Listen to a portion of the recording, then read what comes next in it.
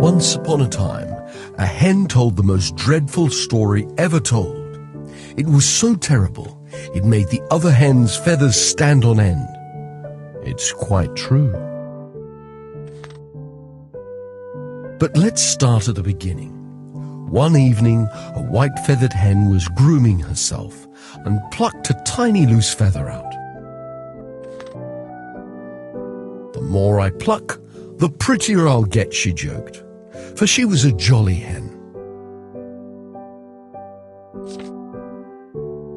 And then she fluffed up the rest of her feathers, settled down on her perch, and fell fast asleep. But one hen who sat nearby overheard her. She was a rather stupid and noisy bird, and she thought that the little hen was serious.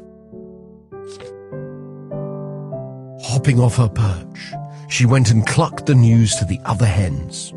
It was the juiciest gossip she'd heard all week. Did you hear that? There's a hen here who plans to pluck out all her feathers to look more beautiful. If I were a rooster, I would despise her. Above the hen house was an ancient oak tree. Inside it lived a family of sharp-eared owls who heard every word that the foolish hen had said.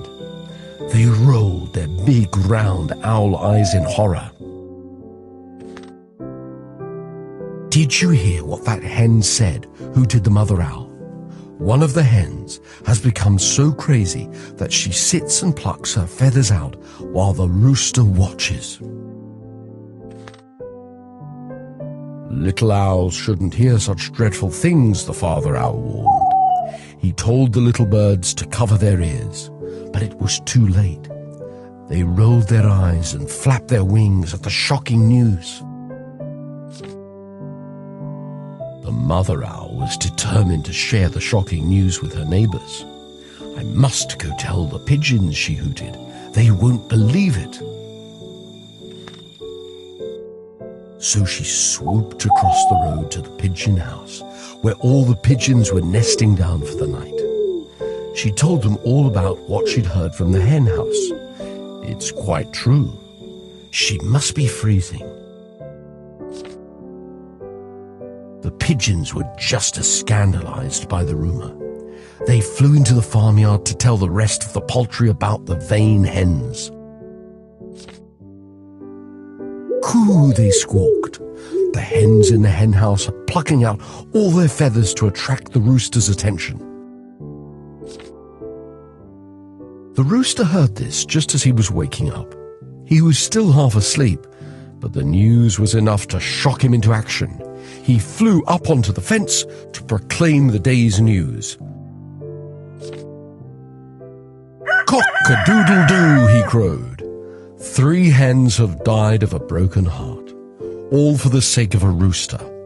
They've plucked all their feathers out. What a dreadful tale.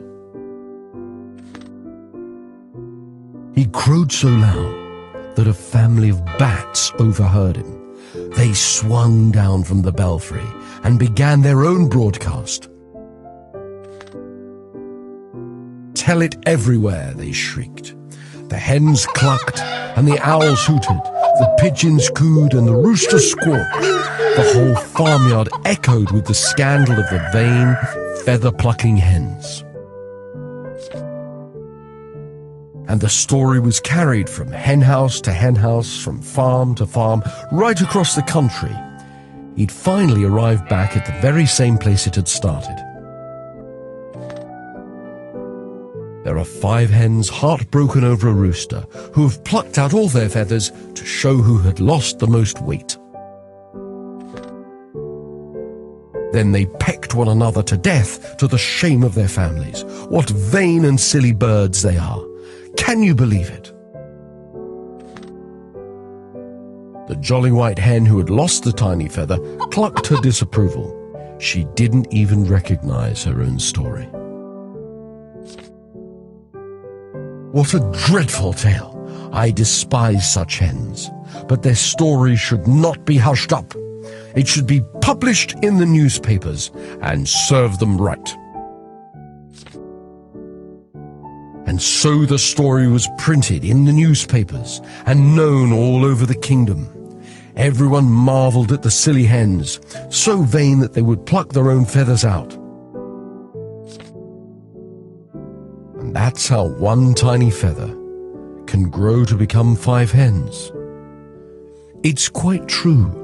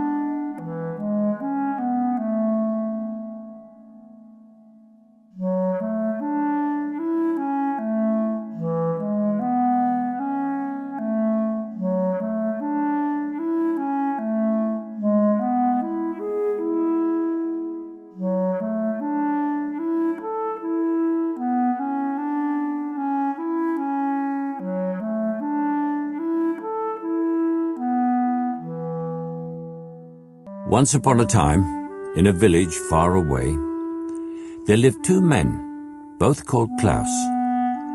One man owned 4 horses, so he was called Big Klaus.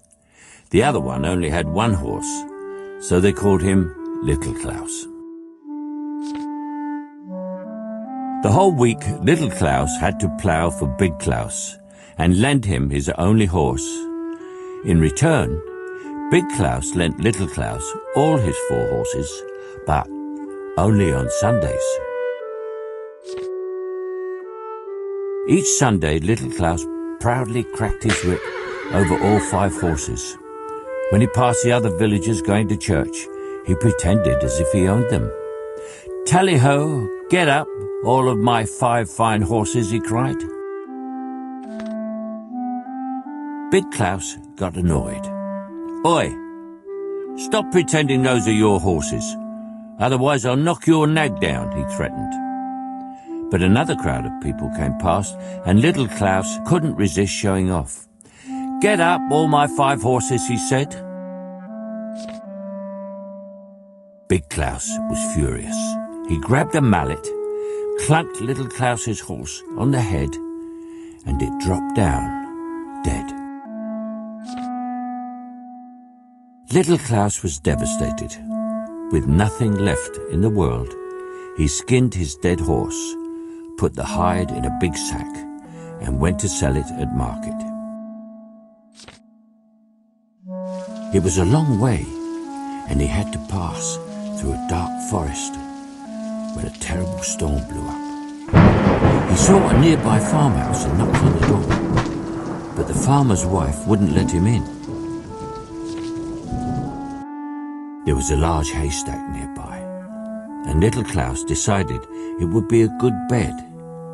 He climbed up and realized that he could see through the farmhouse window. There was the farmer's wife enjoying a nice fish supper with the sexton and drinking all the farmer's wine. Just then the sound of cartwheels came clattering along the road. The farmer was back. He wouldn't be happy to see his wife entertaining the sexton. Little Klaus watched through the window as the farmer's wife quickly hid the food and wine in the oven, made the sexton hide in a large chest. When the farmer approached the house, he saw Little Klaus on the haystack. "Who's up there?" he called. "It's a terrible night. Come inside for some shelter." Inside, the guilty-faced farmer's wife served them some plain porridge. Little Klaus would have much preferred the grilled fish and wine hidden in the oven, so he kicked his sack, making the hide squeak. "What's that?" the farmer asked. "It's a conjurer," Little Klaus lied. "He says we don't have to eat porridge, so he's conjured up some food and wine for us in the oven." The farmer opened the oven and was amazed to find the feast there. Little Klaus kicked the sack and made it squeak again. "What's your conjurer saying now?" the farmer asked. "He says he's conjured up the devil who looks just like the sexton, and he's hiding in your chest," Little Klaus fibbed. The farmer went to open the chest and saw the sexton, and quickly slammed it shut again. Amazed, he begged Little Klaus to sell him the conjurer and name his price. So Little Klaus agreed for a bushel of money, a wheelbarrow, and the chest. He went on through the forest until he came to a deep, wide river with a very strong current, making it impossible to swim across. Fortunately, there was a brand new bridge over the river, and Little Klaus wheeled the barrow halfway across. "What shall I do with this silly chest?" he said in a deliberately loud voice so the sexton could hear. "It's too heavy to wheel. I'll throw it in the river." "Don't! The sexton cried furiously, hammering the side of the lid. "Let me out, I'll give you another bushel of money." So Little Klaus let him out and put the second bushel in his barrow and wheeled it home. Big Klaus was shocked to see how much money Little Klaus had. "Surely your horsehide couldn't have been worth that much?" he asked. "It certainly did," Little Klaus lied. Big Klaus went and got his axe and killed and skinned his own horses. All day and night he shouted up and down the street, "Horses' hides! Horses' hides! Who'll buy horses' hides for a bushel apiece?" But the people laughed at his price, and then they got angry. "He's taking us for fools and trying to rip us off," they said. So the shoemakers took their straps and their tanners took their leather aprons and they beat Big Klaus through the town. "We'll tan your hide if you don't get out of town," they threatened. Big Klaus was furious and determined that Little Klaus wouldn't fool him again, so he grabbed him and threw him in a sack. "Now we'll take you to the river and drown you," he said. On the way, Big Klaus stopped to go to church, leaving the sack outside. Little Klaus struggled to get out of the sack and was spotted by an elderly drover. "Oh, I'm too young to be going to heaven," he cried from inside the sack. "And I'm too old for this earth, but heaven won't send for me," the old drover said. So Little Klaus suggested they swap places, and the elderly drover was only too happy to agree. When Big Klaus came out of the church, he unknowingly picked up the sack with the drover, tossed him in the river, and drowned him. As he walked back, he was shocked to meet Little Klaus on the road with the drover's herd of cattle. "How did you get here?" Big Klaus asked. "And where did you get those fine cows?" "When you threw me in the river, I ended up in the kingdom of the sea people," Little Klaus told him. "They gave me this herd of magic cattle. There are hundreds of fine cows roaming around down there." "You're a lucky fellow," Big Klaus said. "How can I get some of those cows?" "You'll just have to go in the river," Little Klaus told him. So Big Klaus got himself into another sack, and Little Klaus rolled him in the water, where he sank to the bottom and was never seen again. "I'm afraid he won't find what I found," said Little Klaus. He herded his cattle home, where his bushels of gold waited, and lived happily ever after. And that is a true story.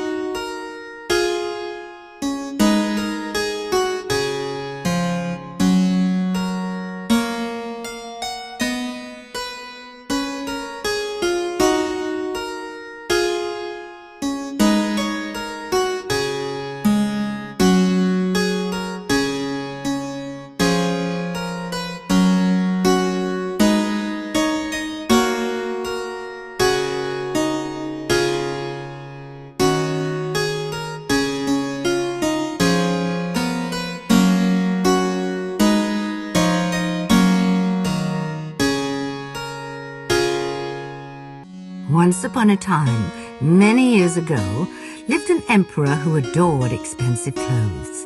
He didn't care about his soldiers, his palaces, or even his people. He only ever went outside his castle to show off his latest outfit. The emperor had 1,000 robes, 10,000 shoes, and a coat for every hour of the day. Instead of spending time with his advisors, he was always in his dressing room, preening in front of the mirror. One day, 2 wicked swindlers arrived in the city. They claimed to be weavers with an enchanted loom that wove the finest cloth in the world. The clothes it made were not only beautiful, but magic, they said. Only wise people could see them. To anyone stupid or unfit for office, the clothes would seem invisible. The emperor thought this was brilliant. If I wear clothes made of this material, I'll know by my men's reactions which ones I should sack, he thought. So he paid the wicked weavers 10 large chests of gold to make him some magic clothes. They set up their enchanted loom and demanded the rarest silk and the finest gold to make the clothes. But they stashed it all away in their bags and worked the empty loom far into the night. The emperor was desperate to know how the weavers were getting on. He had spent so much money, and he was worried whether the new clothes would be sufficiently stylish. He tried peeping through the window, but he couldn't see clearly enough. "I'll send my faithful old minister to check their progress. He's an honest fellow and will give me a good report on how the material looks," the emperor thought. So the old minister was sent to visit the weaving room. There he saw 2 swindlers working away at their empty looms. "Aren't these patterns exquisite? Isn't this colour divine?" they asked him. The minister was terribly worried because he couldn't see a thing. "Does this mean I'm an idiot and unfit for office because the clothes are invisible to me?" he asked himself.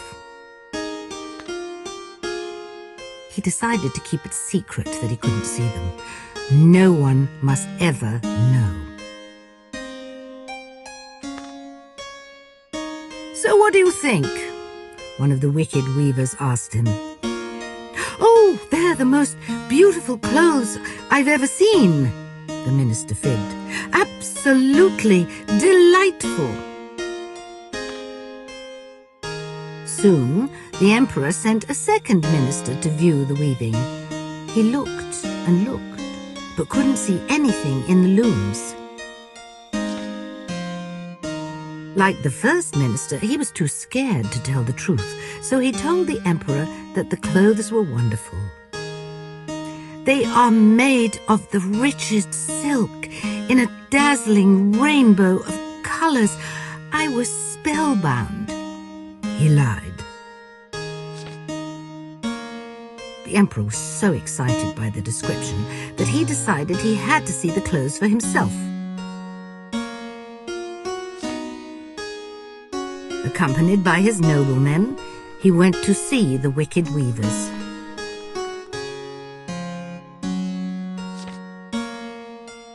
"Aren't they dazzling? Just look at the colors," his men said. They didn't dare admit that they could see nothing in the loom. The emperor was horrified, for he couldn't see a thing. Not one single thread or piece of fabric. "Am I stupid?" he thought. "Does this mean I am unfit to be emperor?" So he pretended he could see them. "They're ravishing, spectacular. I give them my highest approval," he said. Everyone else stood around, looking at the empty looms, not daring to confess they saw nothing. One by one, they all joined the emperor in praising the invisible clothes. The emperor presented each of the swindlers with a medal and proclaimed them official royal weavers. The next day, the emperor returned with his ministers to collect the magic clothes.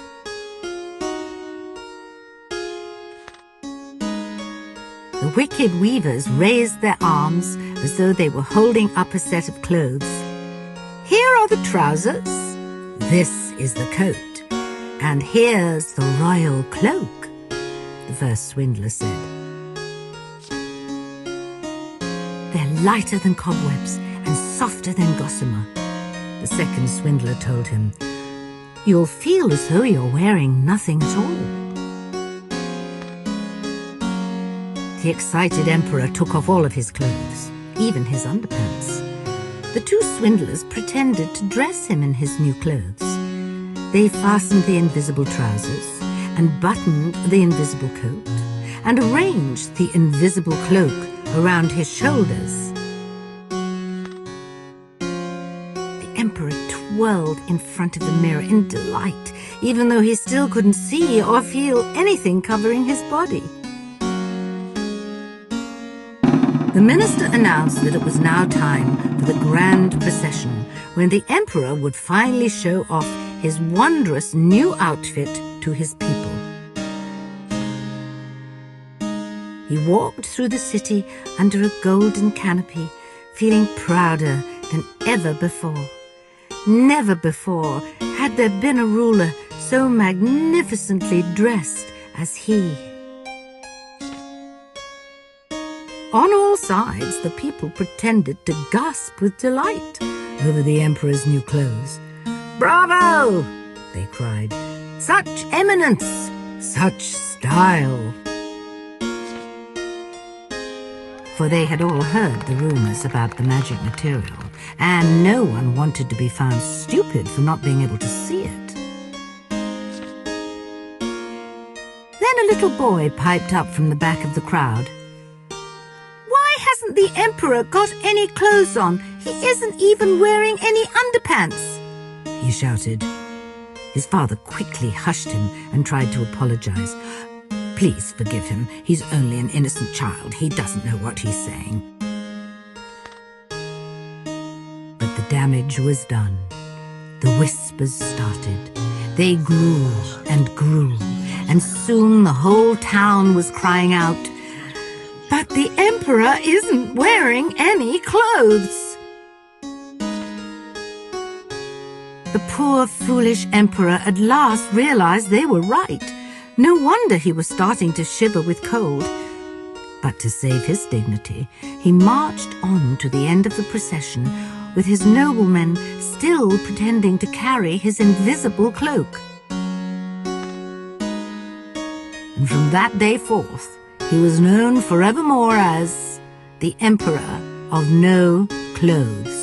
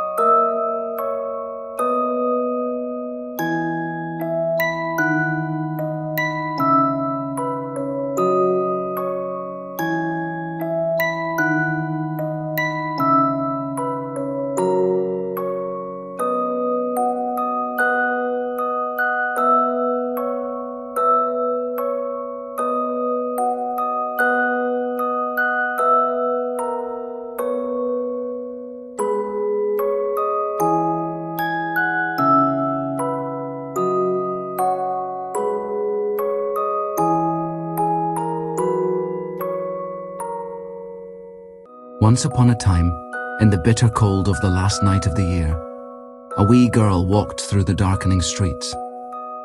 She was all alone. Snow whirled all about, falling on her bare head, chilling her beneath her thin, ragged clothes. The girl had worn her mother's shoes when she had left the house, but now her feet were bare.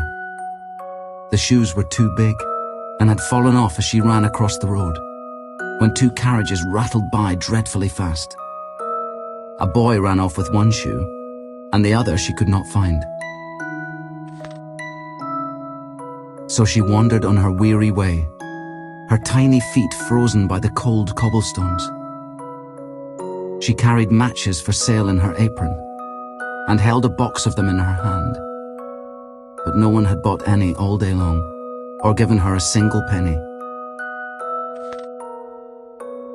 The girl shivered with cold and hunger as she walked past houses where other children were safe and warm in bed. Fires burned brightly for hogmanay, and there was a wonderful smell of roast goose. Soon she could go on no longer. She was so tired. She grew colder and colder, but couldn't return home with nothing for her parents. They had no fire and no food. The wind whistled through their leaky roof, and their blankets were damp and threadbare. The wee maid came to a narrow alleyway between two houses, where there was a shelter from the biting wind. She sat down, huddled into a shivering ball. Her hands were numb with cold. She rubbed them to try and get some feeling back, then wondered if the light of a match might warm them. She took one from her bundle and struck it. It burst into a tiny bright flame, like a little candle. She warmed her hands over it. All at once it seems as though she was sitting before a big fireplace filled with crackling logs. The smell of juniper and pine smoke curled through the air. For a moment she felt warmth and comfort. And then the match died and the fireplace faded away. She struck another. It flared up, and when its light fell upon the wall, it became transparent like a window. She could see inside the house. On the table, a snow-white cloth was spread, with silver dishes and crystal glasses. A roast goose sat in the middle, stuffed with apples and dried plums. To her astonishment, the goose jumped down from the dish and waddled over towards her. But just as it reached her, the match went out, and the wonderful room vanished. The girl lit a third match.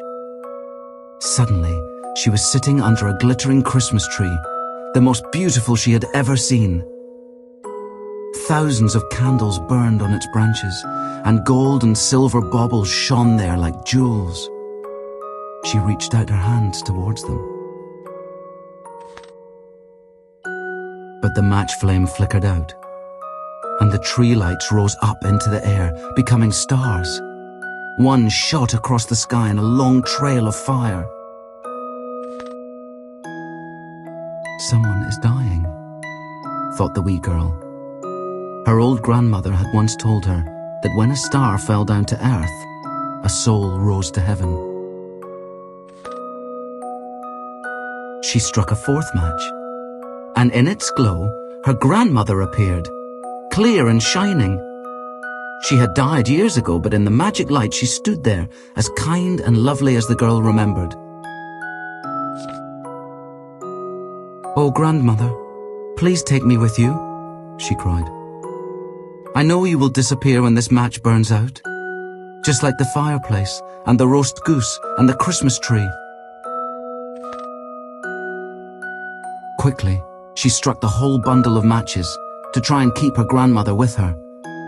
The light was so brilliant it seemed brighter than the sun. Her grandmother reached out to her. She took the wee maid by the hand. They flew together up into the sky, into the stars, where she was no longer cold, and no longer hungry.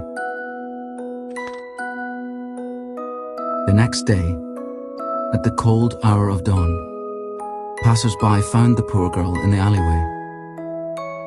At first they thought she was asleep, for there was a rosy glow in her cheeks and she seemed to be smiling. But they could not wake her. She was stiff and cold, frozen to death in the winter's night. She still held her matches, of which one bundle was all burned up.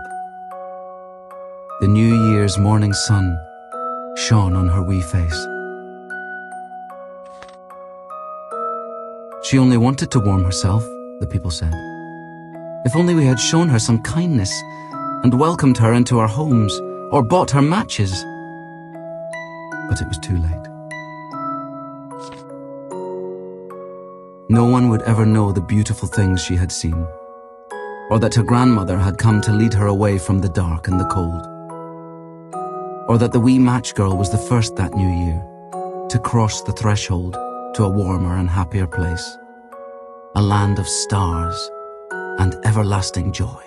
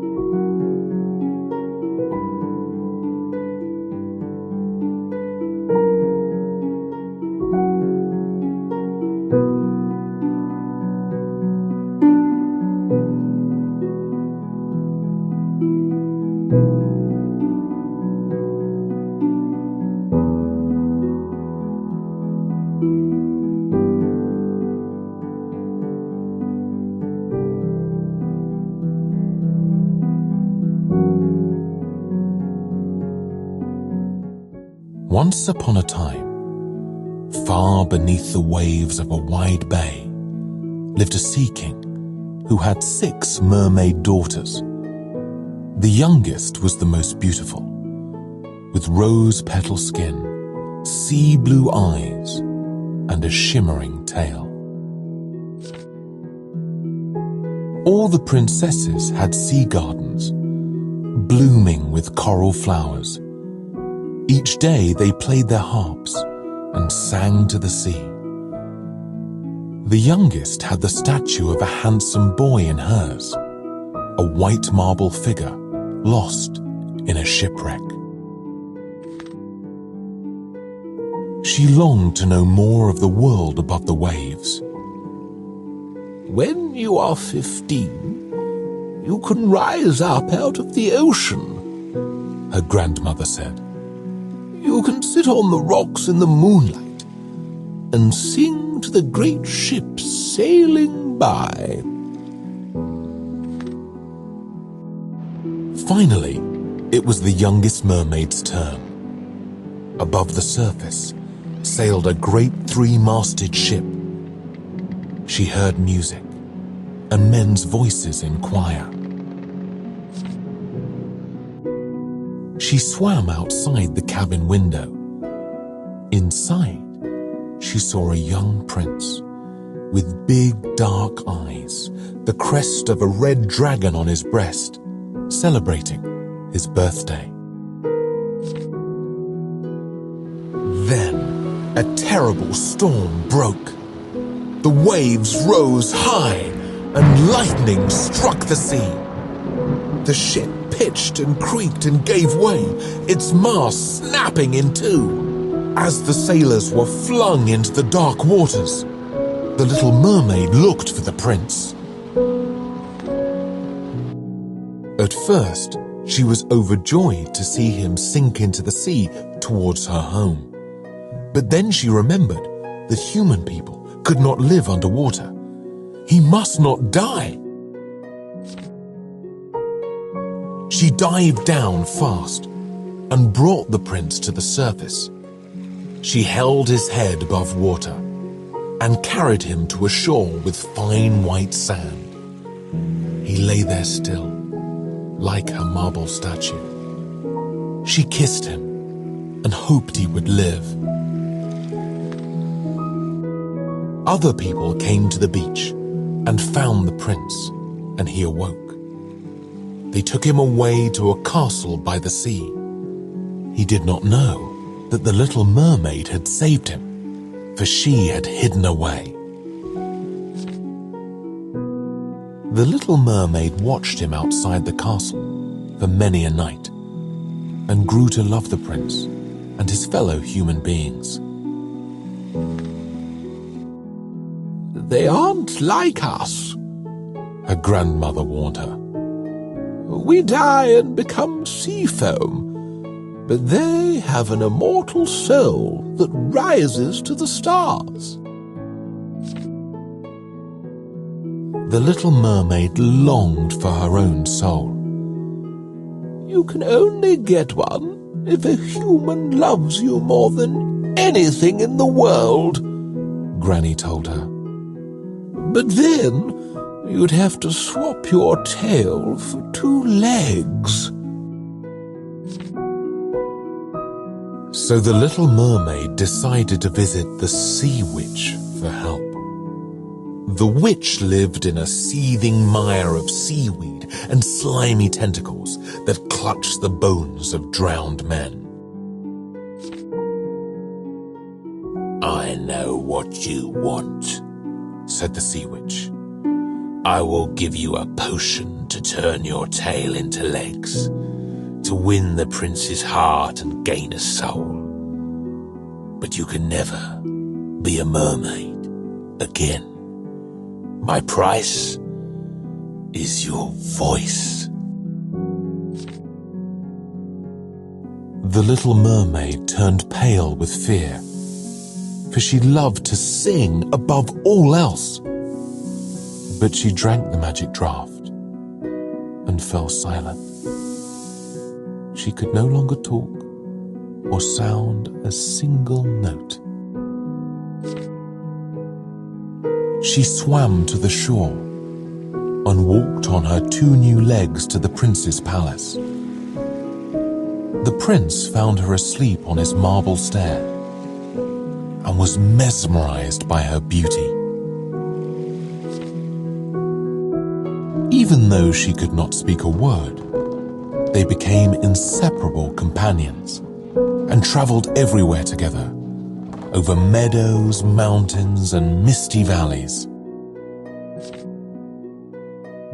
One day came the terrible announcement that the prince must marry a princess from his own land.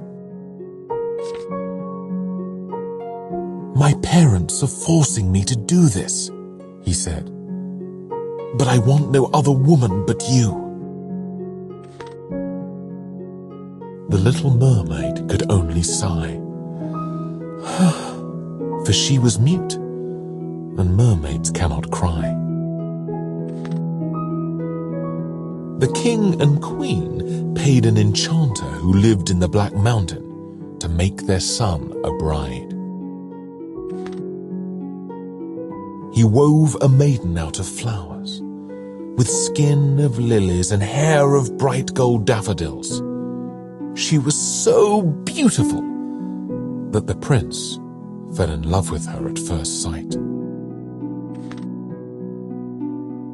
They were married, and the little mermaid felt her heart break.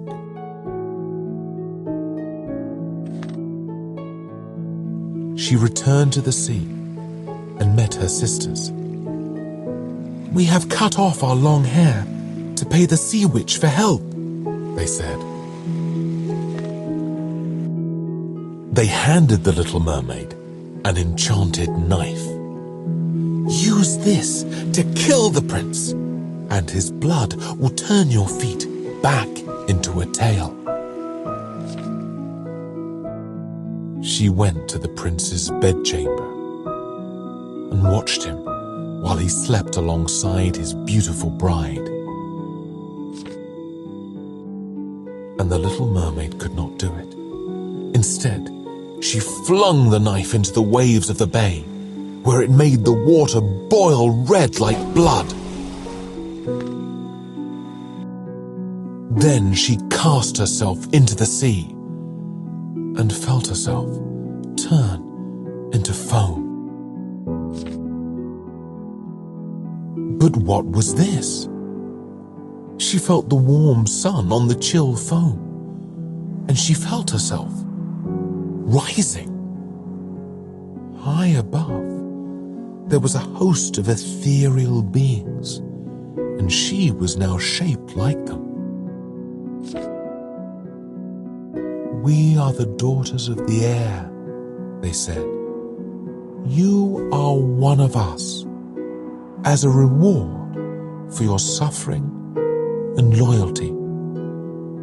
In 300 years, if you do enough good deeds, you may gain a soul." The little mermaid lifted her eyes towards the sun, and for the first time, her eyes were wet with tears. Unseen, she kissed the prince and blessed his bride. Then she flew with her new spirit sisters to the rose-red clouds on high.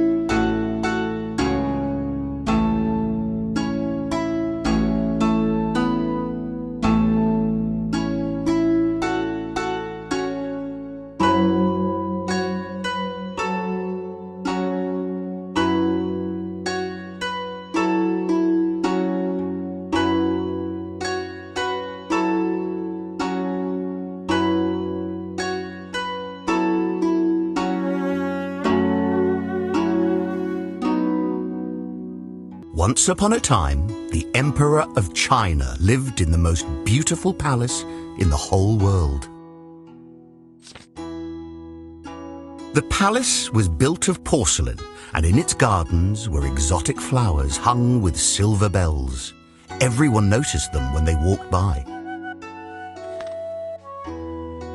Nearby was a dark forest that sloped down to the sea, where ships passed under the branches of trees. In the trees lived a nightingale with a song so exquisite that even the busy fishermen stopped to listen. The bird's fame grew. Travelers to the kingdom praised its song more highly than the emperor's palace. They wrote books and poems about the nightingale in the forest by the sea. The emperor read one of these books and demanded to see the nightingale. "Bring him to my palace. He will sing for me tonight," he commanded. But his courtiers had no idea where the bird was. Eventually, they found a little kitchen maid who said she would take them to it. The kitchen maid led them through the forest to a very tall tree. There, in the highest branches, was a small grey bird. "Little nightingale, will you sing for the emperor?" the kitchen maid asked. "I would be delighted," the bird said, and began to sing. He flew down from his perch, "But my song sounds best in the woods." Back at the palace, the nightingale sang so sweetly that tears fell from the emperor's eyes. He sang even more beautifully, and the emperor's heart melted. He offered the bird his own golden slipper as a present. But the nightingale said that seeing tears in the emperor's eyes was the greatest reward.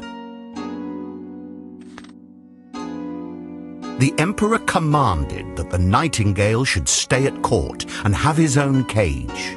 He was allowed to go for a walk twice a day and once at night, accompanied by 12 footmen. But they tied ribbons to his legs to stop him flying away, so the poor nightingale was trapped and miserable. One day, the emperor received a large parcel. Inside was a golden clockwork nightingale studded with diamonds, rubies, and sapphires. When wound up with a key, it wagged its glittering tail and sang one of the nightingale's songs. The emperor ordered the birds to sing together, but it didn't work, because the real nightingale sang whatever song he liked, while the clockwork bird had only one song. But he was so pretty with his jewels that they made him sing it 30 times. When the clockwork bird finally stopped, the emperor discovered that the real nightingale had flown out of the window. He had returned to his forest home. "What an ungrateful bird!" the courtiers said. So they made the clockwork bird sing again and again, always the same song. It was given a cushion beside the emperor's bed. They titled it "Grand Imperial Singer of the Emperor to Sleep." The palace music master even arranged for the bird to give a concert. It sang perfectly, but some fishermen who heard it were disappointed. "There's something lacking," they said. After a year, the emperor, his courtiers, and all the people knew every trill of the song by heart. The whole country rejoiced at the clockwork nightingale's music. They loved to sing the song themselves. But then, disaster struck. one night, while mid-song, there was a twang and a whirr, and the bird broke down. The music stopped. A watchmaker was called to repair the bird, but he said its cogs and wheels were badly worn. If he replaced them, it would spoil the tune. So from now on, the bird must only sing once a year. 5 years went by and the whole country was in sorrow. The emperor fell ill and it was feared he would die. He lay stiff and pale in his magnificent bed with velvet curtains and gold tassels. The moonlight streamed through the open window onto the emperor and his broken clockwork bird. And the emperor thought that he saw Death sitting on his bed, wearing the emperor's crown and wielding his golden sword and banner. Strange and terrible faces appeared around the bed, whispering the emperor's deeds, both good and bad. "Sing, my precious golden bird, sing!" he cried. "Drown out these awful voices!" But the bird stood silent. There was no one to wind it or make it sing. Death kept staring at the emperor with cold, hollow eyes. Meanwhile, the phantom faces continued their terrible whispering. Suddenly, a beautiful burst of song came through the open window. It was the real Nightingale who had returned. He sang of comfort and hope. The phantom faces grew pale and started to fade away. As they did, the emperor felt blood beginning to flow more quickly through his veins again. "Sing on, little Nightingale," said Death. "I will give the emperor his crown, sword and banner back for a song." So the Nightingale sang of the quiet churchyard where white roses grow, with green grass wet with the tears of the living. Death longed for his garden. He drifted away through the window as a cold, grey mist. The phantom faces vanished and the emperor was strong and well once more. "How can I ever repay you?" the emperor said to the Nightingale. "You have already repaid me," the bird replied. "I saw the tears in your eyes the first time I sang." The emperor wanted the bird to stay with him always, but the Nightingale refused. "I cannot build my nest here or live in a palace. I will visit your window and sing to you of everything in your kingdom. But you must promise not to tell anyone that a little bird comes and sings to you." When the courtiers came in to look after their dead emperor, they were amazed to see him standing up, healthy and well.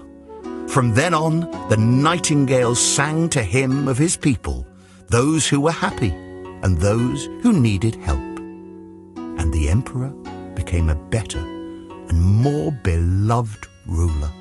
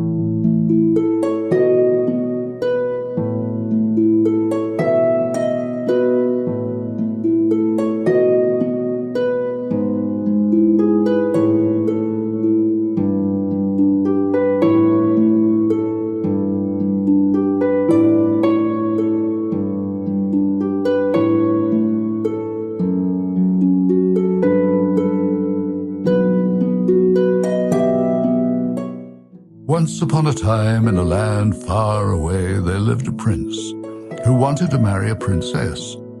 He wanted a true princess, someone with grace and kindness and noble spirit. So he traveled far across the world, over wide oceans and rocky mountains, through dark forests and endless deserts to find her. The prince met hundreds of rich and glamorous royal ladies. They wore golden crowns, glittering with jewels, and lived in huge castles and marble palaces. They dressed in fine silks and velvets, and threw feasts and dances in his honor. But not one of them seemed to him to be a true princess. There was always something about them that was not as it should be. They were vain, or they were greedy. Some were proud and others were arrogant.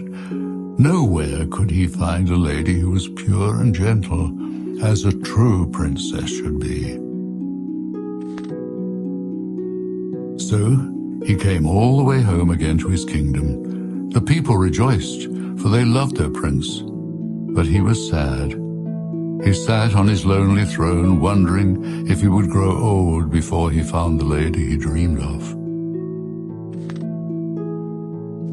One evening, a terrible storm blew up, shaking the sky with thunder and lightning and stirring the forests with violent winds. The rain poured down, people shuttered their doors and windows, and small creatures shivered with cold and fear in their burrows.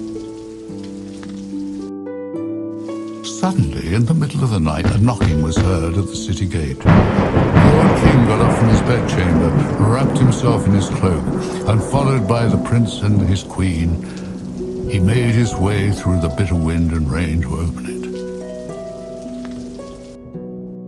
it. There was a young woman standing there, drenched by the rain and wind. The water ran down from her hair and her clothes, into the toes of her shoes, and out again at the heels. She looked like a beggar, but on her head gleamed a thin circlet of gold. "I am a princess," she said, "and I seek shelter. My kingdom is lost, and I have nowhere to go." The prince was moved by her plight in the cold, dark night, and welcomed her in. "My name is Valiant, Prince Valiant. At your service," he said. The queen looked the bedraggled visitor up and down. "We'll soon find out if she's telling the truth," she thought. She ordered her servants to prepare the best guest bedroom with its huge four-poster bed. At the very bottom of this bed, the queen laid a tiny pea. On top of it, she put 20 mattresses as plump and springy as marshmallows. Then her maids brought 20 quilts stuffed with the softest swan's down. On top of these, they laid 20 silk pillows filled with gossamer and clouds. The princess climbed up the huge mountain of bedding and had to lie there all night. All through the long night, she tossed and turned. No matter how she lay, something hard was digging into her. By morning, her skin was sore and bruised, and she was exhausted from lack of sleep. Pale and tired, she came down to breakfast with the king, the queen, and the prince. They asked how she had slept. "I thank you for your hospitality," the poor princess said, "but I'm afraid I could not sleep a wink. I scarcely closed my eyes all night. I was lying on something terribly hard, and I'm now black and blue all over my body." Because of this, they knew that she was a real princess. Only a true lady of the noblest blood could be sensitive enough to feel a tiny pea through 20 quilts, 20 mattresses, and 20 pillows. The prince was overjoyed. He had fallen in love with her from the first minute he'd seen her. Even when her hair was wet with rain and her clothes damp with mud, And even without the pea, he had guessed that she was a real princess. And now he asked her to marry him and share his kingdom. "I will marry you, but first I must save my people," the princess said. She told them how her country had been taken over by an evil sorcerer who had oppressed her people and banished her from her own home. The king promised to send his army to rescue her people and throw the sorcerer out. When the queen went to retrieve the pea, she was amazed to find that it had turned into a glittering emerald. Oh, not only is she a true princess, but she has fairy blood running through her veins, the queen thought. The emerald pea was set into a crown for the royal wedding, where it shone like a star over the princess. Afterwards, it was put into the palace museum, where it was said to grant good luck to all that saw it. It may still be seen there, if no one has stolen it. This happened many centuries ago, in a land far away, but it is a true story.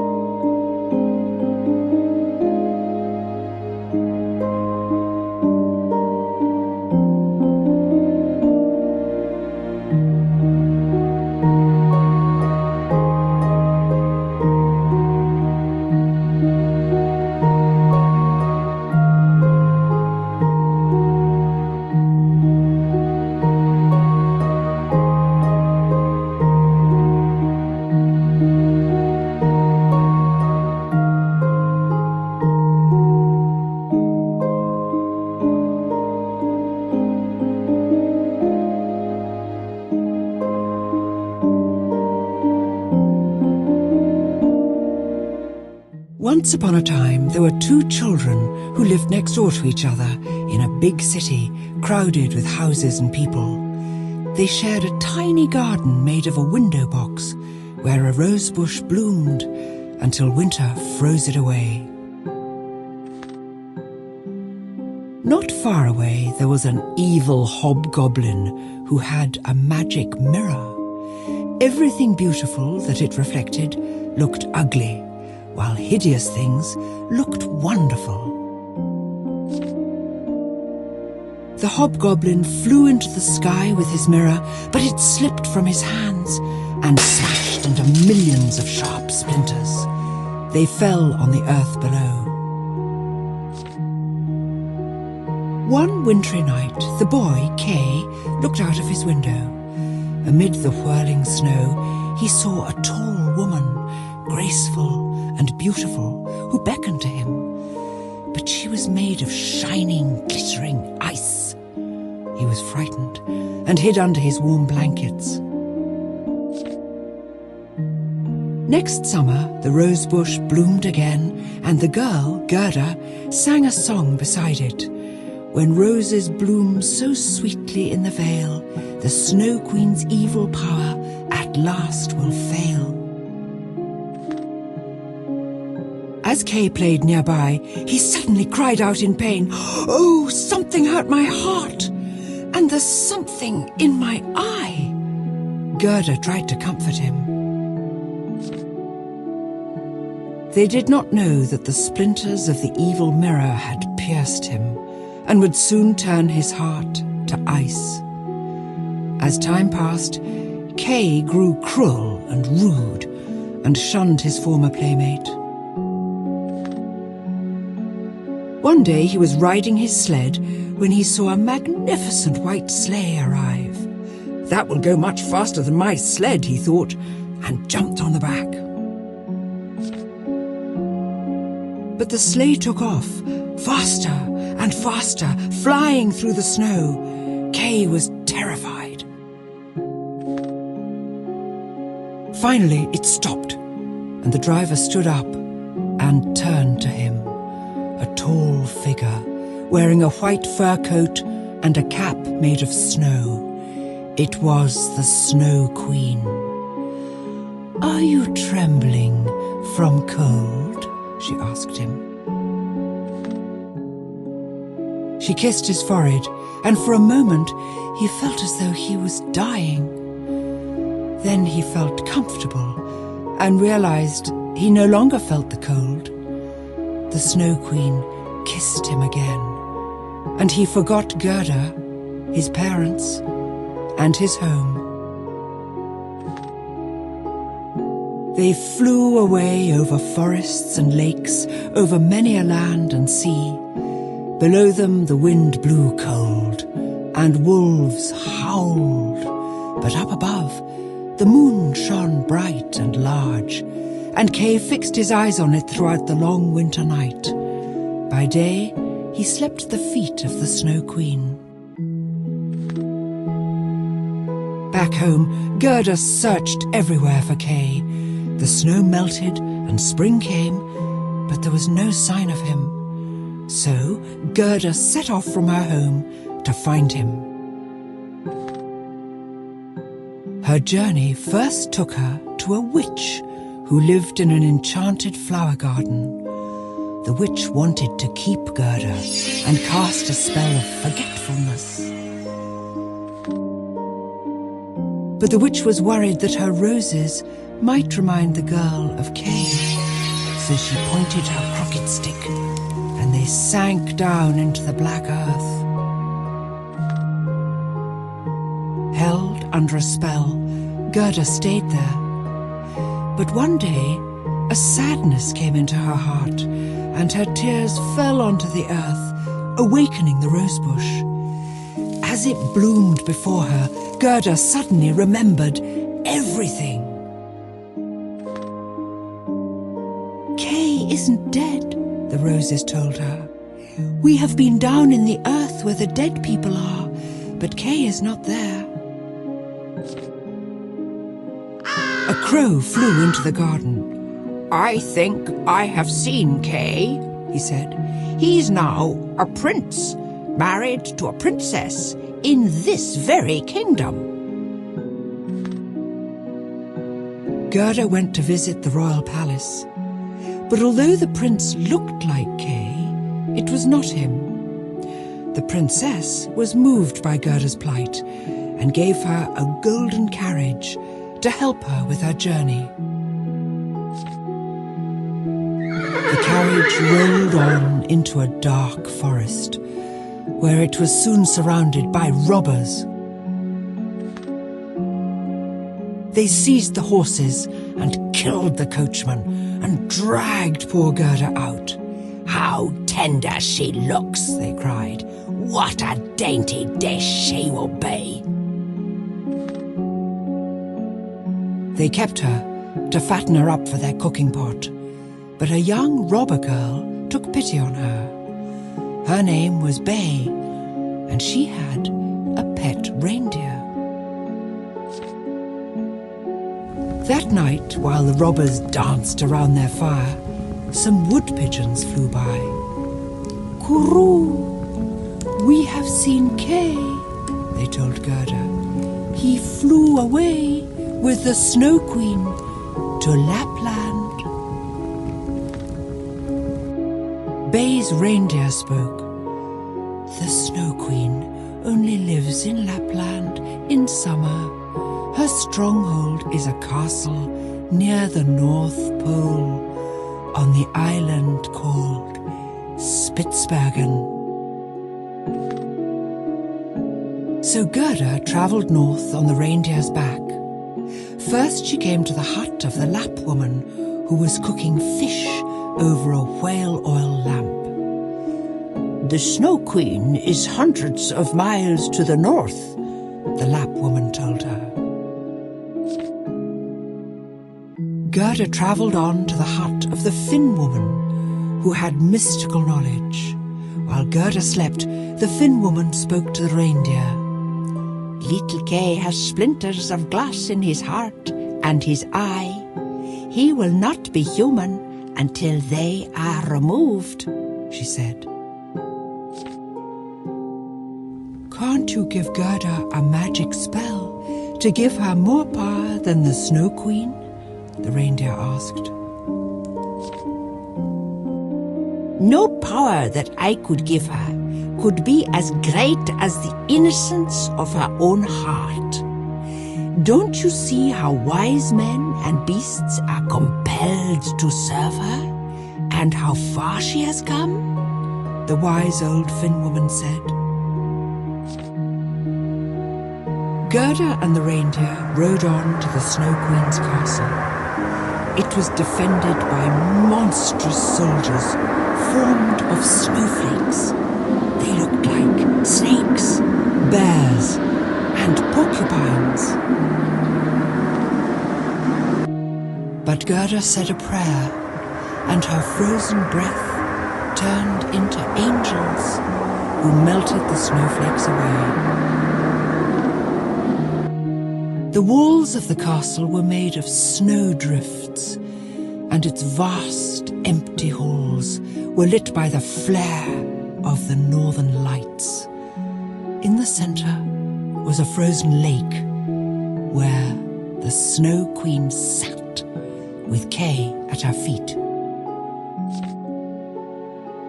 Kay was nearly blue with the cold, though he did not feel it, as his heart had nearly turned to ice. "I am going to visit volcanoes in the hot countries," the Snow Queen told him, and flew away. Gerda found Kay there, alone, stiff and still, nearly frozen to death.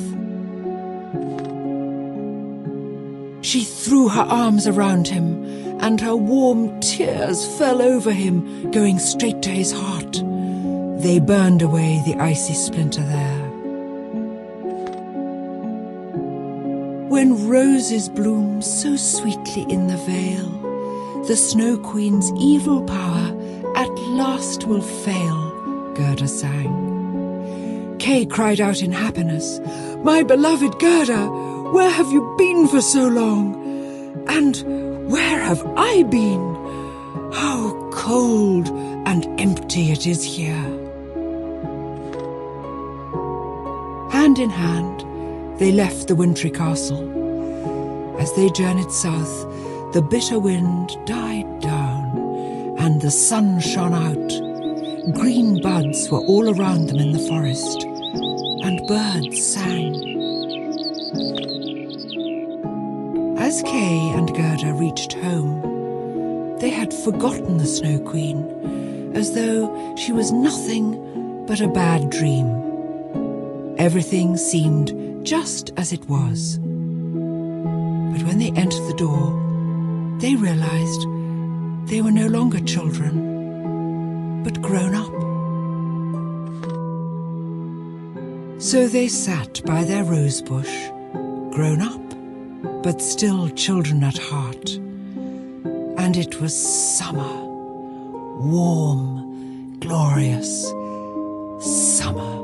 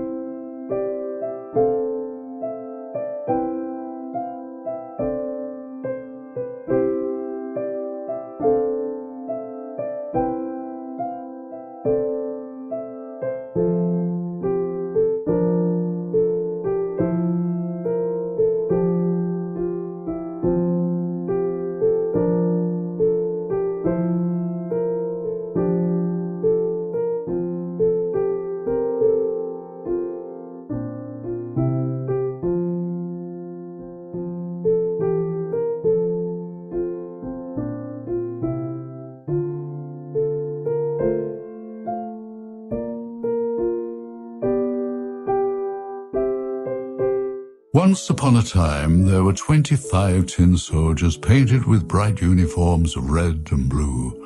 They were all brothers, cast from the same old tin spoon. Each soldier looked exactly alike, except for one. He was the last to be made, and the tin had run out, leaving him with only one leg. But he stood just as steadfast as his brothers.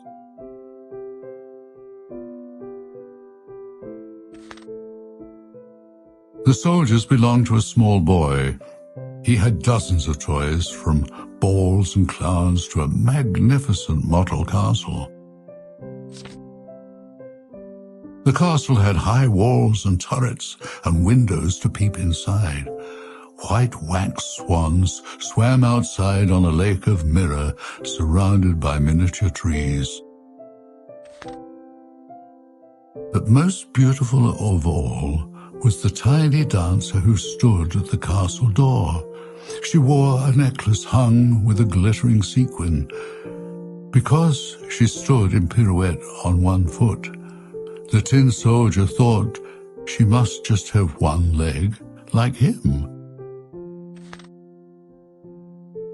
"Oh, she is so lovely," he sighed, "but she is too grand to be the wife of a simple soldier like me." So the little tin soldier hid behind a snuff-box and admired the dancer from a distance. No matter how long she stood on one leg in her pirouette, she never lost her balance.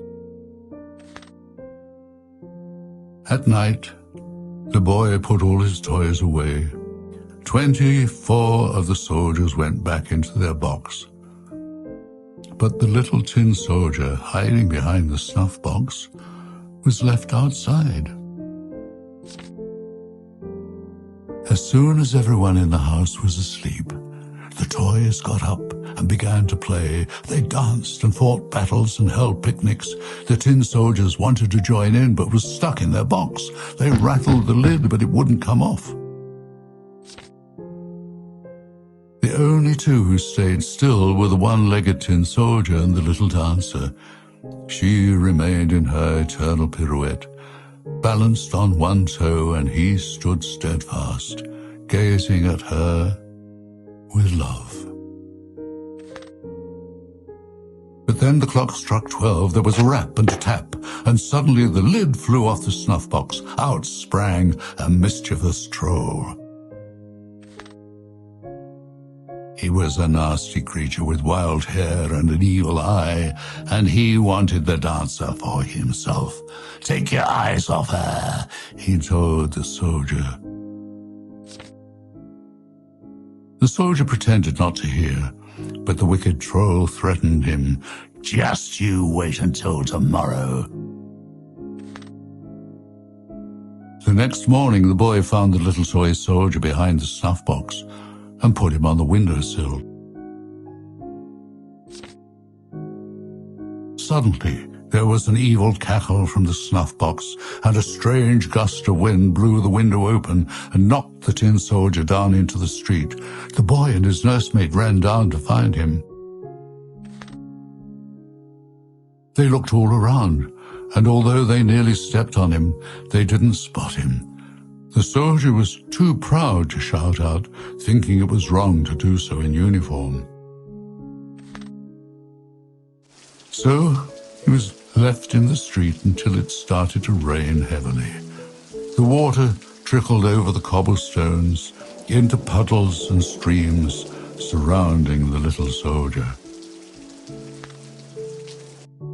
When the rain cleared, 2 ragged urchins came by. "Look, here's a tin soldier. He's going for a sail," they said. They made a boat out of newspaper, put him in it, and set it off down the gutter. The rushing water carried the soldier along at a fearful speed, but he stood there bravely on his single leg.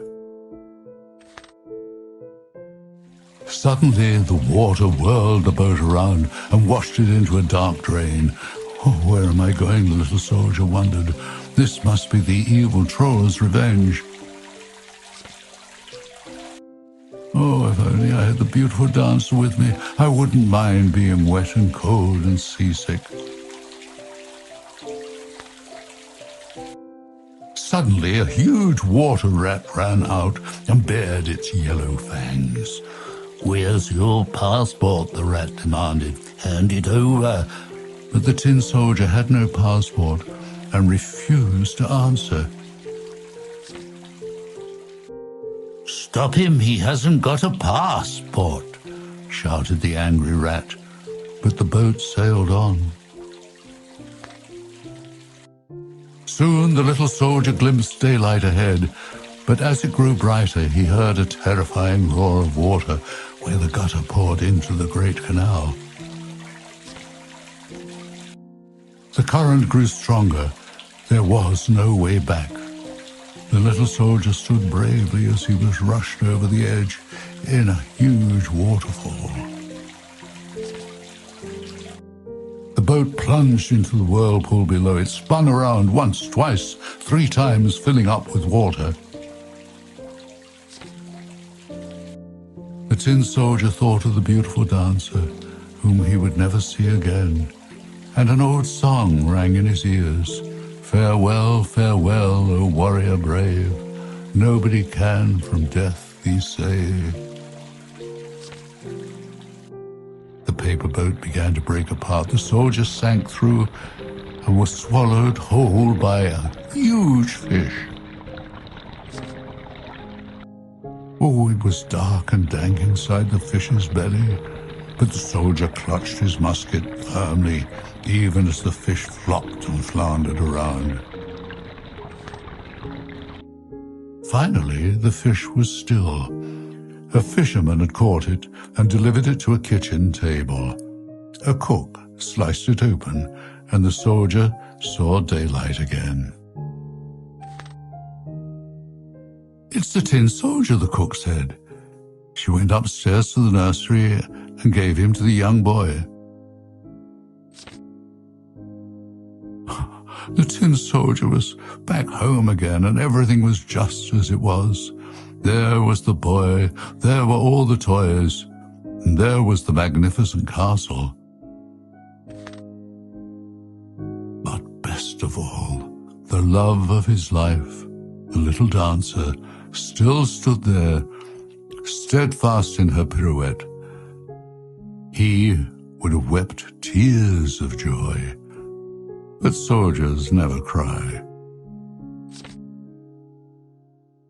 The tin soldier and the dancer gazed at one another, but neither of them moved. Then suddenly the boy picked up the soldier and threw him into the fire. He had no reason to hurt the poor soldier. The evil troll must have cast a spell on him. The tin soldier stood there in the fierce heat, but he could not tell if it was the fire or the love that burned him.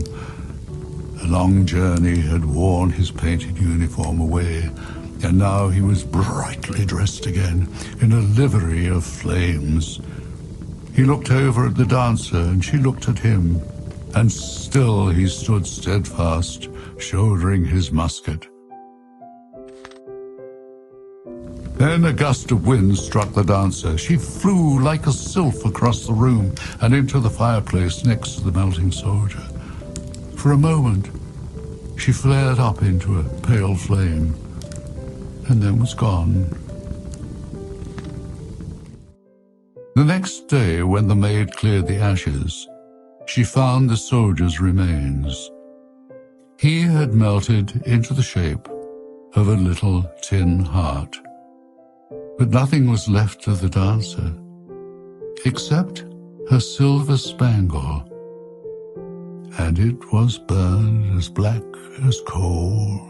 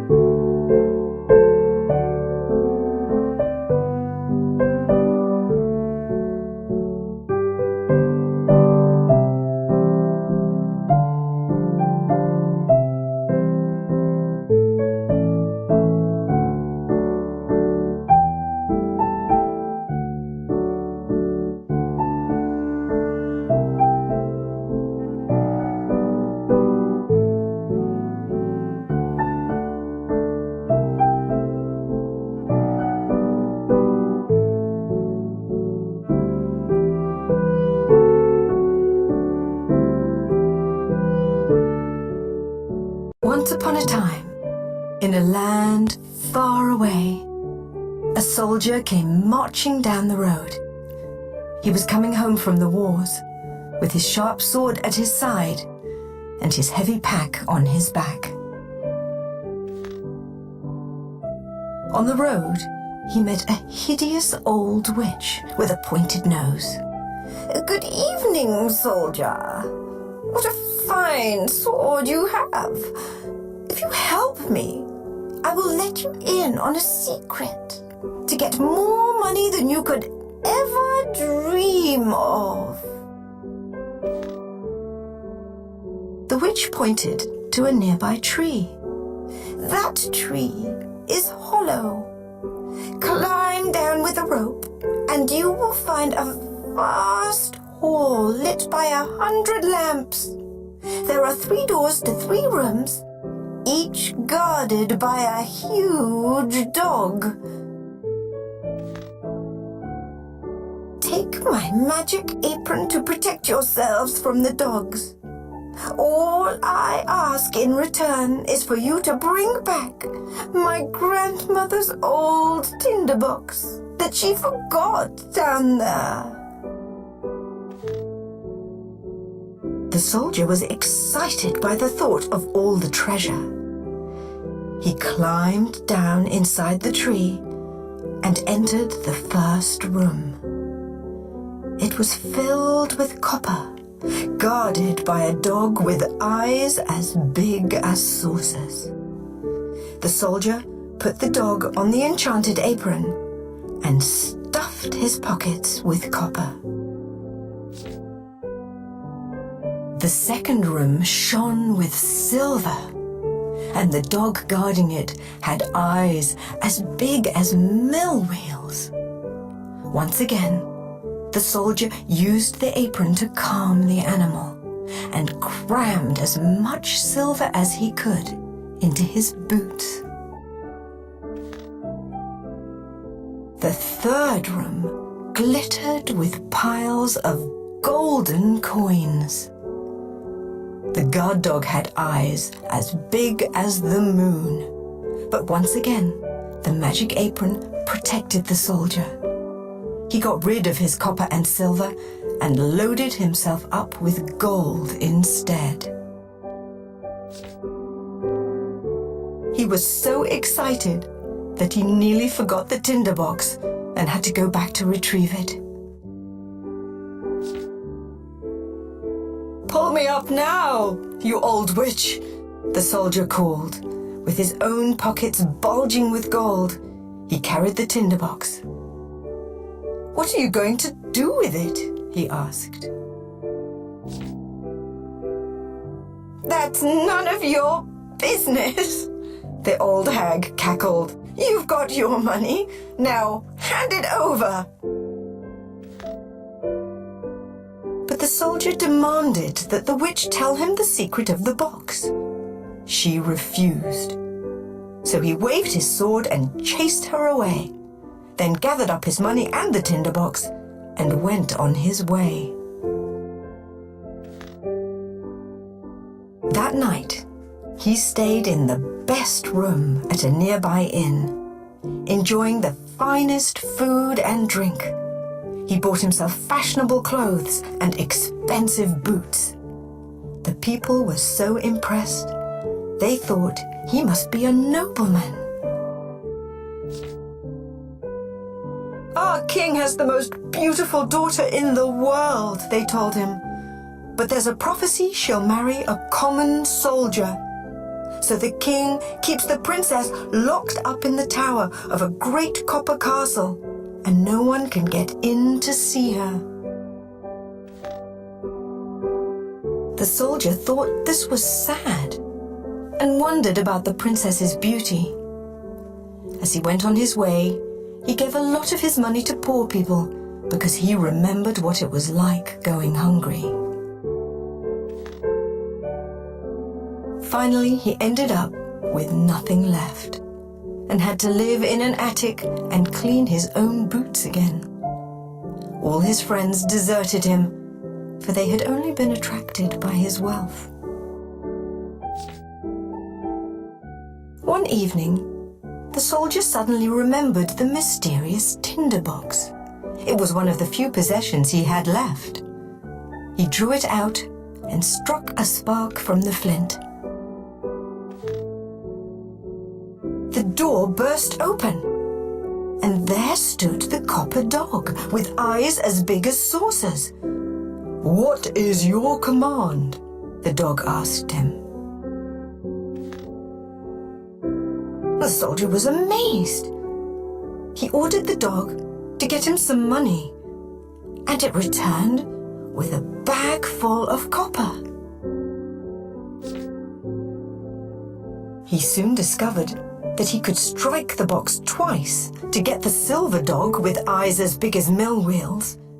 If he struck 3 sparks, the gold dog with eyes as big as the moon appeared. Once again, the soldier became rich, and all his friends flocked back to him. But this time, he had a bigger ambition. He was haunted by the thought of the beautiful princess held in the copper tower. So he summoned the copper dog. "Bring me a glimpse of the princess," he commanded. At once, the dog vanished and reappeared with the princess on his back, fast asleep. She was so beautiful, the soldier couldn't resist kissing her before the dog took her home. The next morning, the princess told the king and queen about her strange dream. "I rode on a dog's back, and a soldier kissed me." The king was suspicious and ordered an old woman to sit by the princess's bed that night. When the dog came again, the old lady pulled on her boots and followed them. With a piece of chalk, she drew a white cross on the door of the house they entered. But the copper dog spotted the chalk and marked every door in town to look exactly the same. So the king and queen were unable to figure out which door it was. The next night, the queen tied a bag of flour to the princess's back and snipped a small hole in it. It left a fine trail of flour wherever the princess went. The dog came again for the princess, but didn't spot the flower. The next day, the king and queen followed the trail, found the soldier, and threw him in prison. It was dark and dismal in the prison, and the soldier didn't have his tinderbox. He looked through the bars of the window, and by chance saw a shoemaker's boy running past. "Hey there! If you can fetch my tinderbox, I'll give you 4 coppers, the soldier promised him. Soon, the magical box was back in his hands. The king and queen had ordered a high gallows to be built to hang the soldier.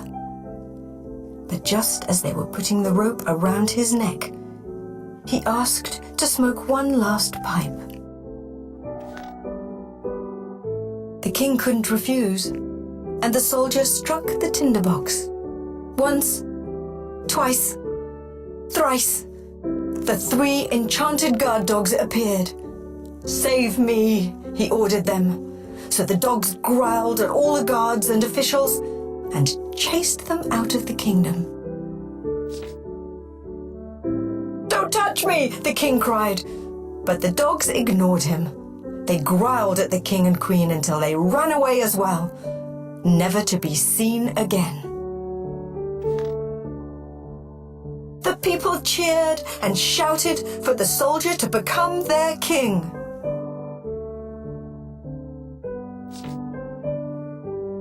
So the soldier sat in the king's carriage with the beautiful princess at his side.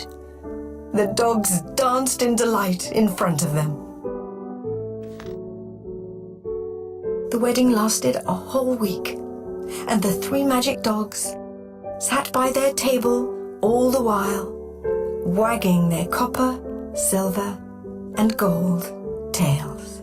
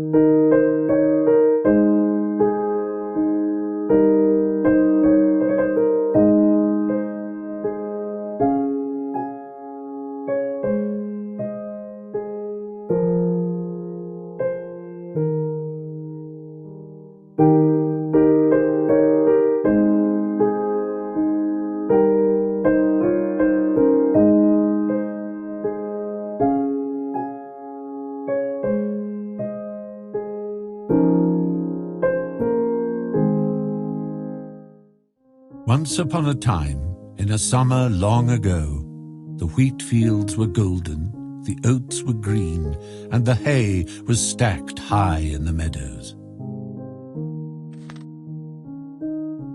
A magnificent old manor house stood surrounded by woods and ponds. The reeds had grown so high that summer that they nearly hid the water from view. Hidden in the reeds, a mother duck had made her nest, safe from weasels and the wily fox. She sat on her eggs, getting rather bored, for they took their time to hatch. Finally, she felt a tap, tap, tap, and cracks started to appear in the smooth shells. With a pop and a peep, peep, a bunch of golden ducklings appeared. Their mother gave a delighted quack as she counted each fluffy gold head. But wait, the largest egg in the nest, her secret pride, was still there. Never before could she remember laying such a huge and splendid egg. How much longer would it take? Suddenly, there was a tap and a crack and a pop. The ducklings and their mother excitedly awaited the arrival of their final sibling, but they quacked with horror at the baby bird who emerged. For he was big and grey and ugly. He had huge feet and a broad beak and looked nothing like his brothers and sisters.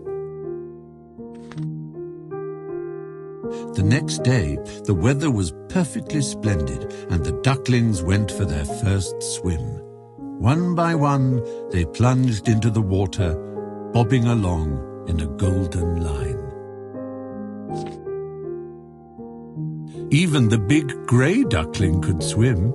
Despite his ungainly size, he held himself upright in a graceful style. Mother Duck quacked with delight. "See how nicely he uses those big feet. He is my very own son after all. Now follow me closely and watch out for the cat." The duck family waddled on their way into the yard. The sight of the big grey duckling caused an immediate commotion. "How strange he is," the other ducks said. "Look at his huge feet and his dull grey feathers. We won't stand for such an ugly fellow in our yard." And a handsome drake flew over and nipped him in the neck. "Leave him alone. He's not doing any harm," quacked Mother Duck. "He's too big and strange," the handsome drake replied, "and therefore he needs a good whacking." An elderly mallard peered down her beak at Mother Duck's brood. "Your other children are very pretty," she said, "but not that one. He's the wrong shape. It's a pity you can't hatch him again." Mother Duck was sad. She knew he was big and grey and ugly, but he was still her little duckling. Alas, life only got worse for the poor ugly duckling. Every day he was pecked and pushed and jeered and joshed by the ducks and even the chickens. "He's too big, he's too ugly," they clucked. Gobbler the turkey was the worst. He puffed up like a ship under full sail and gobbled at him until he was red in the face. One day, the poor ugly duckling could take it no more. He ran far away from home until he ended up at a swamp where only wild ducks lived. "You're an ugly fellow," the wild ducks told him, "but you can stay here, so long as you don't marry any of us." But the poor ugly duckling wasn't thinking of marriage. He just wanted to hide away in the reeds where no one could see him and mock him. One day, a pair of travelling geese stopped by. "Hello, friend," they honked. "You're so ugly that we rather like you. Why don't you become travelling birds like us?" They told him of a wonderful marsh nearby, full of charming lady geese. "They'll adore you," the kind geese promised. But just as the three birds took flight, there was a terrible bang, bang of gunshots ringing in the air. The ducklings' new friends dropped down dead into the rushes, and the waters ran red with their blood. Immediately, hunters and gun dogs came splashing through the swamp. The poor ugly duckling was terrified, but there was no time to hide in the reeds. One dog bared sharp fangs right at him and opened his wide jaws, but just as he was about to bite the duckling, he suddenly turned and ran off. "I'm so ugly that even a dog won't eat me," the poor duckling thought. He didn't know whether to be glad or sad. Winter arrived, bitterly cold. The water froze, and one night the duckling got stuck in the ice. He sat there until morning, when a farmer caught sight of him. He broke the ice with his wooden shoe and carried the duckling home to warm him by the fireside. But the duckling was terrified. He fluttered into the milk pail, splashing it all over the room, and landed in the butter tub. The farmer's wife was furious and chased him out into the cold. Back in the swamp, he spent a long and lonely winter, struggling to survive. At last the snows melted away and the larks began to sing. It was spring, and the duckling unfolded his wings. They were bigger and stronger than before and carried him high into the air.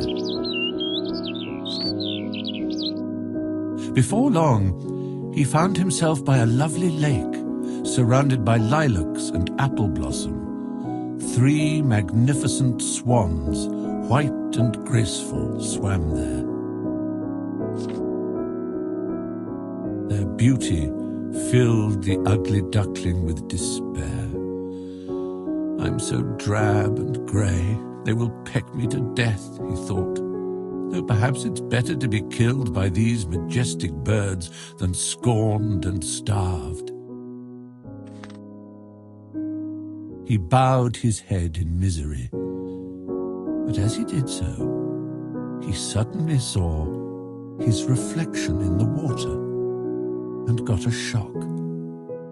His ugly feathers were now snowy white. His neck was curved and slender. He had grown into a swan. The other swans glided over to him. Instead of biting him, they stroked him with their beaks. Nearby children shouted with joy at the sight of him. "There's a new swan," they cried, and threw him some crumbs. "Once I was an ugly duckling," he said, "and now I am the most beautiful of birds." But because he knew what it was like to be shunned and bullied, he was never cruel to another creature, and became the noblest of swans that ever lived.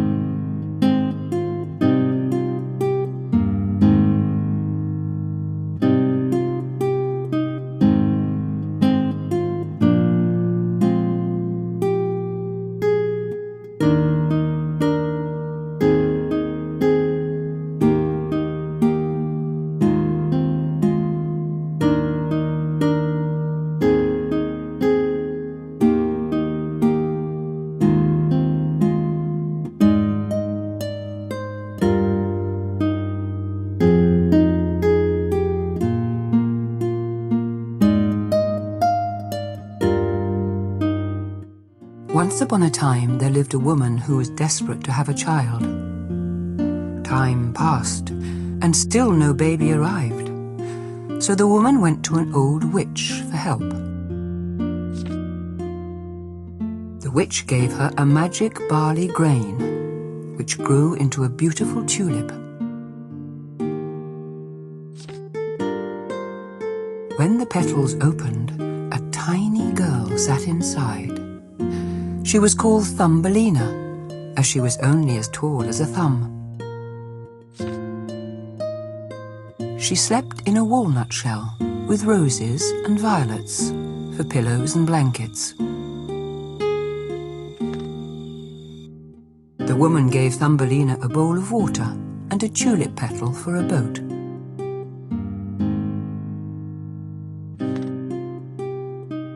But one day, a horrible mother toad crept in through the window and kidnapped her. The toad wanted Thumbelina to marry her nasty, slimy son. So she took her to her house in the middle of a pond and trapped her on a lily pad. But the little pond fishes nibbled through the stem to free the tiny girl.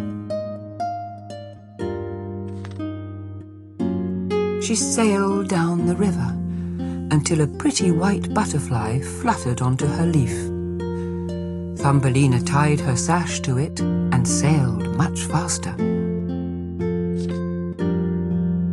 But then an ugly May-bug swooped down and carried Thumbelina to his home, high in a tree. All the other May-bugs came to stare at her and laugh at her for being ugly, because she only had 2 legs and no feelers. They left her on a daisy, and she spent the summer all alone.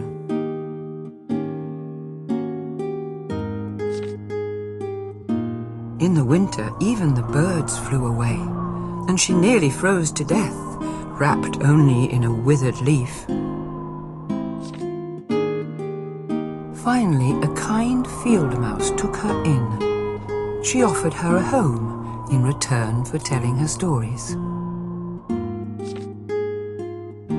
The field mouse's neighbour, a mole in a black velvet coat, came to visit. He fell in love with Thumbelina. The mole invited her to his dark, earthy home of long tunnels, where she found a dying swallow. Thumbelina took the bird home and warmed him, and nursed him back to health.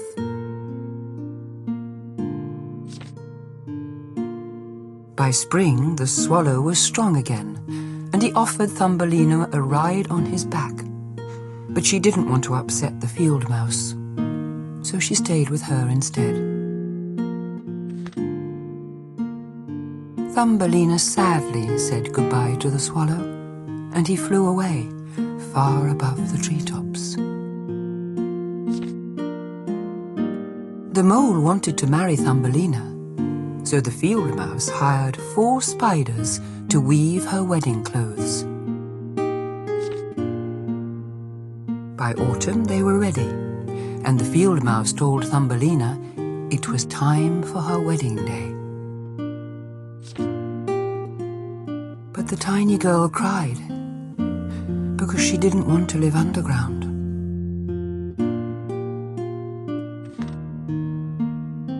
Farewell, she said to the sun and the flowers. Thumbelina thought she would never see them again, as the mole hated sunshine. Just then she heard a chirping. It was her friend, the swallow. He offered to fly her to warmer countries for winter. She flew on his back to a sunny land, rich with fruit trees and coloured butterflies. There, inside a large white flower, she found a tiny man wearing a golden crown. He was a flower spirit. He was handsome and kind, and he soon fell in love with Thumbelina. He asked her to marry him and put his golden crown on her head. Your name shall be Maya, he told her, for Thumbelina is too ugly, and you are so pretty. At the wedding, a fly gave her a pair of silver wings, so she could fly from flower to flower. The swallow was sad to say goodbye to the happy couple, for he loved Thumbelina dearly as his friend. So he flew all over the world, telling the tale of Thumbelina.